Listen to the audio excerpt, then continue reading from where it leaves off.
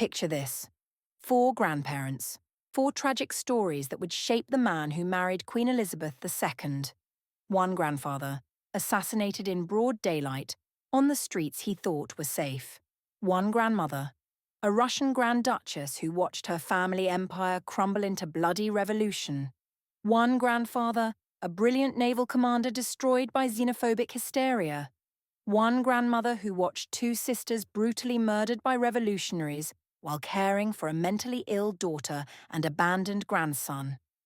These are the hidden, scandalous, and often tragic stories of Prince Philip's grandparents.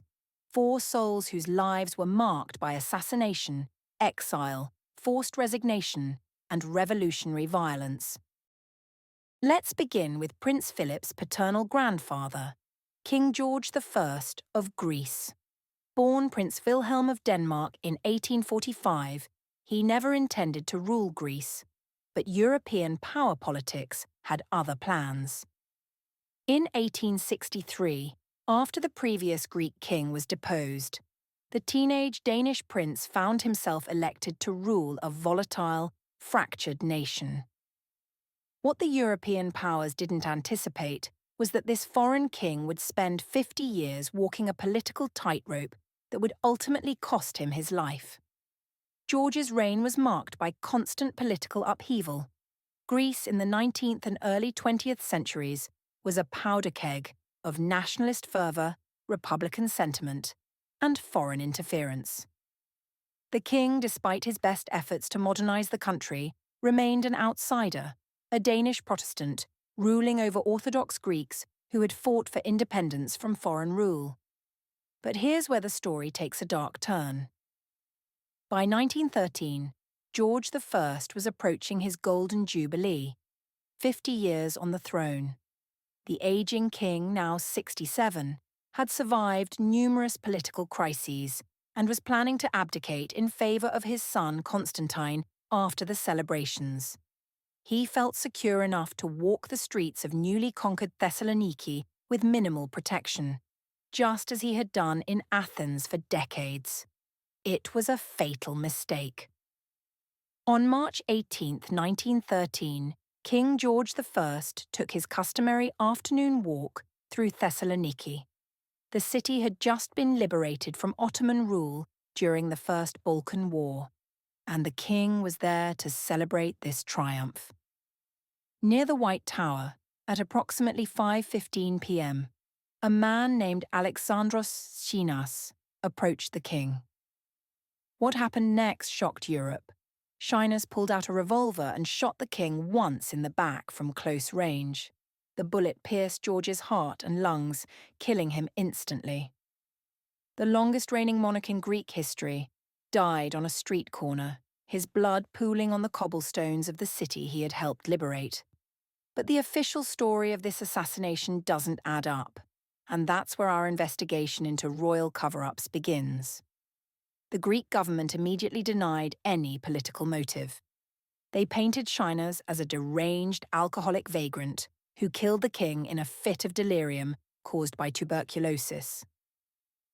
This narrative was crucial. They couldn't allow the assassination to appear politically motivated, especially in Thessaloniki, a city with significant Slavic and Turkish populations. But Shinas himself told a different story during his interrogations. He described himself as a socialist and claimed he had studied medicine but couldn't afford to complete his degree. Some reports suggested he had run an anarchist school that was shut down by authorities. There were even rumours of an anarchist plot to assassinate all Balkan rulers. Here's the truly sinister part. Shinas never lived to tell his full story. While in police custody, he was brutally tortured. 6 weeks after the assassination, on May 6, 1913, Shinas mysteriously fell from a police station window. Whether it was suicide or murder remains unclear, but the timing was convenient for those who wanted the truth buried. The monarchy couldn't afford to acknowledge that the king had been killed for political reasons. They needed the narrative of a madman's random act to maintain stability. But the evidence suggests a more complex conspiracy, one that European royal families preferred to forget. George I's assassination wasn't just the death of a king, it was a harbinger of the apocalypse that would consume European monarchy. Within 5 years, the Russian Empire would fall, the German Kaiser would abdicate, and the Austro-Hungarian Empire would collapse. George's death was the first domino in a chain reaction that would reshape the continent. For young Prince Philip, born 8 years after his grandfather's murder, this violent legacy cast a shadow over his entire family. The Greek throne that George had stabilized would become a curse, unstable, dangerous, and ultimately untenable. Now let's turn to Prince Philip's paternal grandmother, Grand Duchess Olga Konstantinovna of Russia, who became Queen of Greece through marriage but remained forever torn between two crumbling empires. Born in 1851 at Pavlovsk Palace near St. Petersburg, Olga was Russian royalty through and through. Her father was Grand Duke Konstantin Nikolaevich, brother of Tsar Alexander II, making her a granddaughter of Tsar Nicholas I and niece of the Tsar Liberator himself. But Olga's childhood was marked by trauma that would shape her character. When she was 11, her family moved to Warsaw, where her father served as Viceroy of Russian Poland. The Polish people, nursing centuries of grievances against Russian rule, made life dangerous for the imperial family. In 1862, Polish nationalists attempted to assassinate her father. Though he survived, the family lived under constant threat of violence. This early exposure to political assassination and nationalist violence would prove prophetic. Olga was learning that royal blood was no protection against political fury, a lesson that would haunt her family for generations. In 1863, 12-year-old Olga first met the future King George I of Greece when he visited Russia to thank her uncle, Tsar Alexander II, for supporting his election to the Greek throne. Think about that. A 12-year-old girl meeting her future husband, a man who would become a foreign king in a volatile country. 4 years later, at 16, Olga married George in a lavish ceremony and left Russia for Greece. She was trading the opulent splendor of the Russian court for the political uncertainty of a newly independent kingdom. The culture shock was immense, from the grand palaces of St. Petersburg to the relatively modest royal residences of Athens. But Olga adapted, throwing herself into charitable work and establishing hospitals and schools. However, her attempt to promote a more accessible Greek translation of the Gospels sparked violent riots by religious conservatives. Even in charity, the young queen couldn't escape controversy. Here's where Olga's story becomes truly tragic. As a Romanov, she was connected to one of history's most doomed royal lines. Through her father's family, she was related to virtually every member of the Russian imperial family who would later be murdered in the revolution. When World War I erupted, Olga found herself in an impossible position. Her eldest son, King Constantine I of Greece, was married to the sister of Kaiser Wilhelm II, making Greece's royal family connected to both sides of the conflict. The political tensions this created would contribute to Greece's eventual descent into chaos. But the real horror was yet to come. During the war, Olga established a military hospital near St. Petersburg and cared for wounded Russian soldiers. She witnessed firsthand the growing crisis in Russia and even tried to warn Tsarina Alexandra about the danger of revolution. The Tsarina refused to listen. In 1917, everything Olga had known collapsed. The Russian Revolution swept away 3 centuries of Romanov rule. Her nephew, Tsar Nicholas II, was forced to abdicate, and the entire imperial family was imprisoned. Olga's world became a landscape of death. Her brother Nicholas had been banished to Tashkent years earlier. Now, one by one, members of her extended family were being arrested, imprisoned, or murdered by revolutionaries. The grand palaces of her childhood, became scenes of violence and destruction. When the Bolsheviks murdered Nicholas II and his family in 1918, they weren't just killing a Tsar, they were obliterating Olga's entire world. These weren't distant political figures to her. They were family members she had known since childhood, children she had watched grow up. Think about the psychological trauma. Olga had to process the fact that her family wasn't just losing power, they were being systematically exterminated. The revolution wasn't content with abdication. It demanded blood. After her husband's assassination in 1913, Olga had initially returned to Russia, but the revolution made her homeland uninhabitable for any Romanov. She was forced into permanent exile, eventually settling in Paris with her youngest son, Prince Christopher. Olga died in 1926, having lived through the assassination of her husband, the murder of her extended family, the collapse of two empires, and the exile that marked the end of her world. She had watched the complete destruction of the life she had known, royal courts replaced by revolutionary committees, grand palaces turned into museums or burned to the ground. For Prince Philip, growing up with stories of his grandmother's traumatic life, the lesson was clear. Royal status was no guarantee of safety, stability, or even survival. The crown that had once seemed so secure could become a target painted on your back. From the violence and political upheaval of Prince Philip's paternal grandparents, we now turn to his maternal side. A story of naval brilliance destroyed by xenophobic hysteria, tragic sisterhood, and the devastating cost of royal loyalty in a world gone mad. Prince Louis of Battenberg represents one of the most tragic figures in Prince Philip's lineage. A brilliant naval commander whose career was destroyed not by incompetence or scandal, but by the ugly face of wartime xenophobia and public hysteria.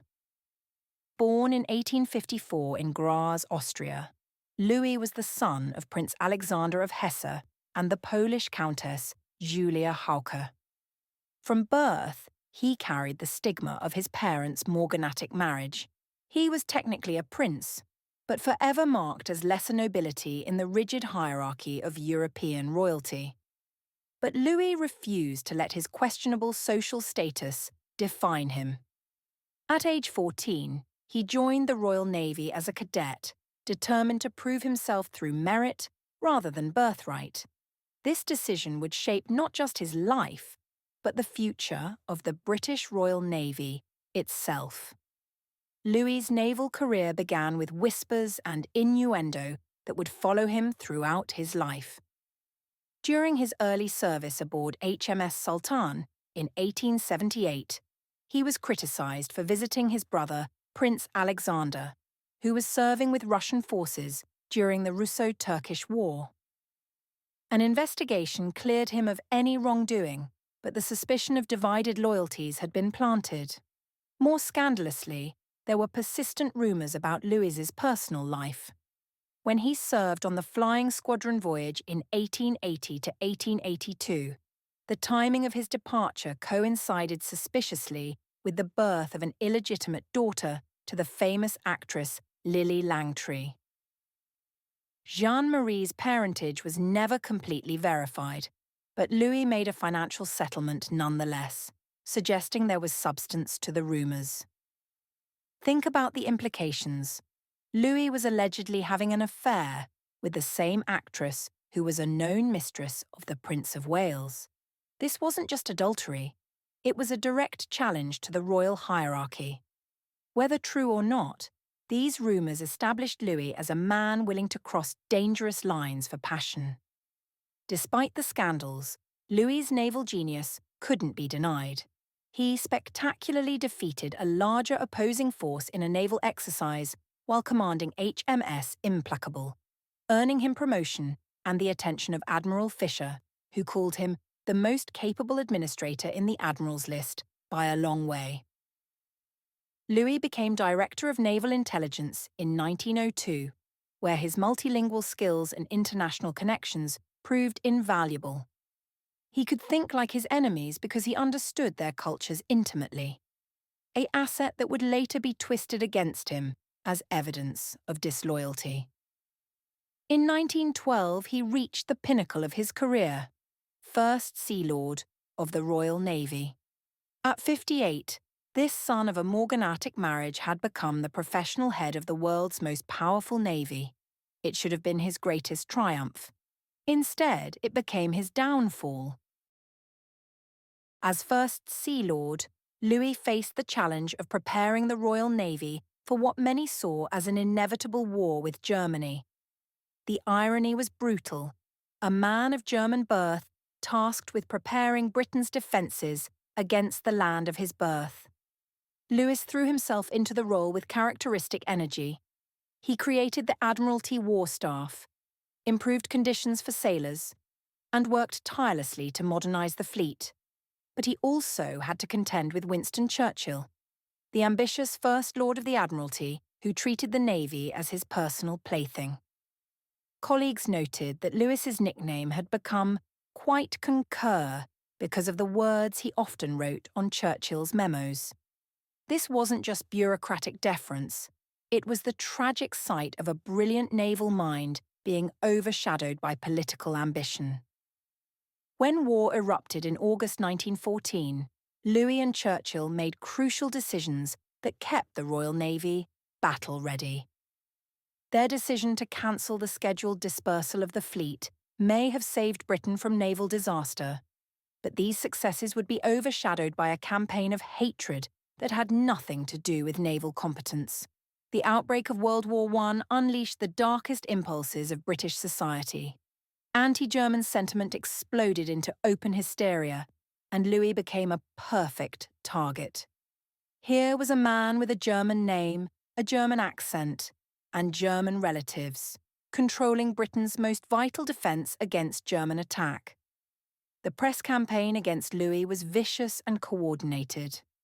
Horatio Bottomley declared it a crime against our empire to trust our secrets of national defence to any alien-born official. Admiral Lord Charles Beresford, Louis's longtime enemy, used the war as an excuse to destroy him professionally. The attacks weren't based on evidence of disloyalty. There was none.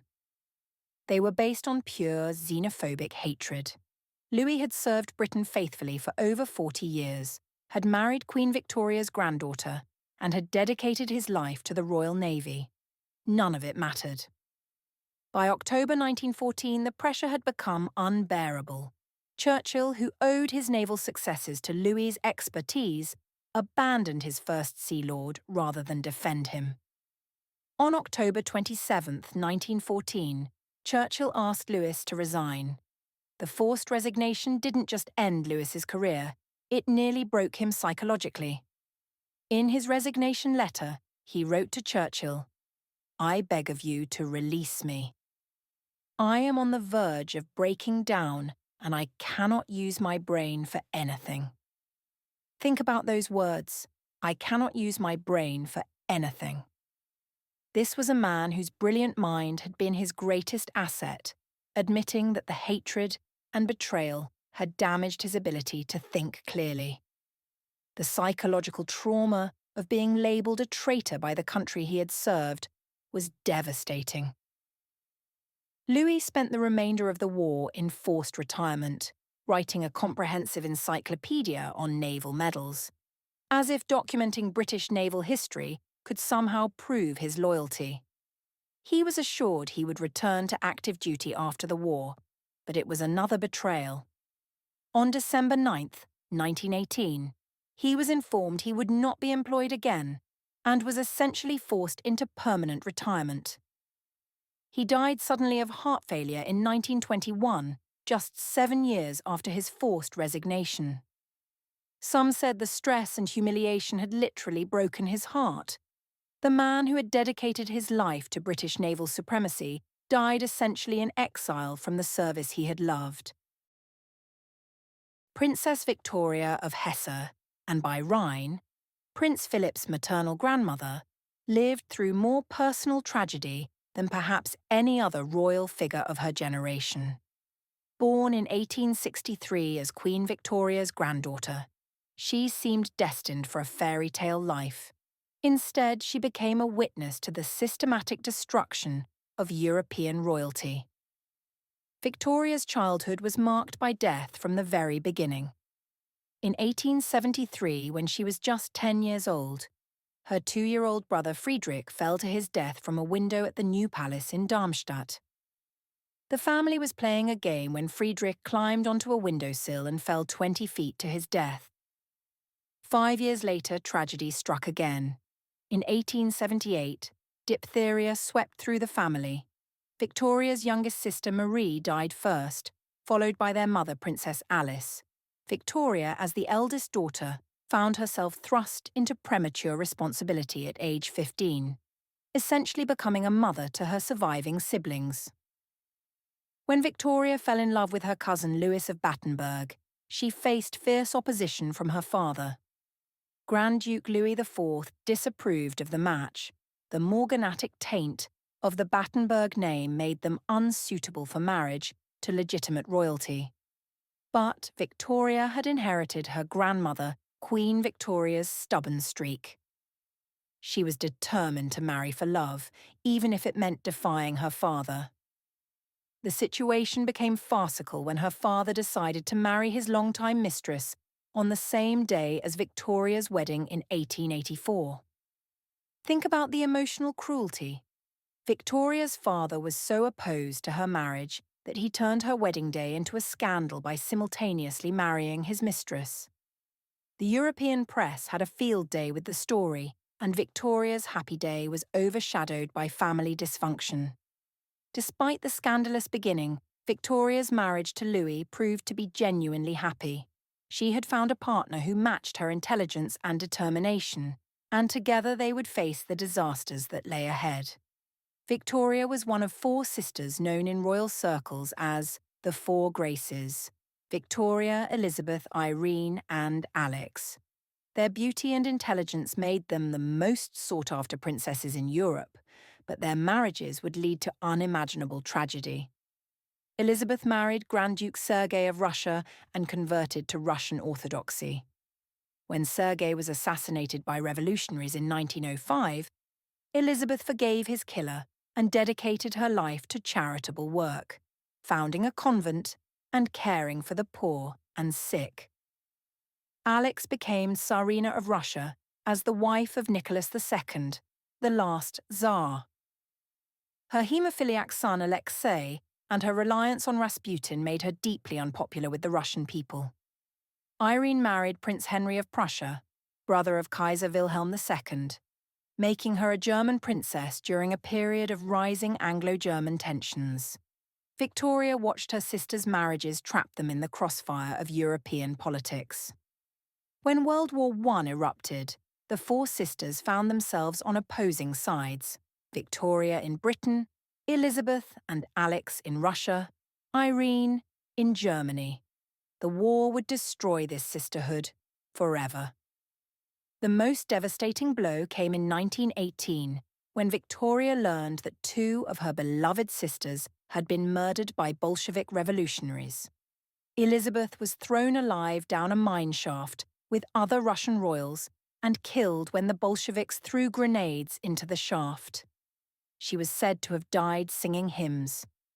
Alex, the former Tsarina, was shot to death with her husband and 5 children in the basement of a house in Yekaterinburg.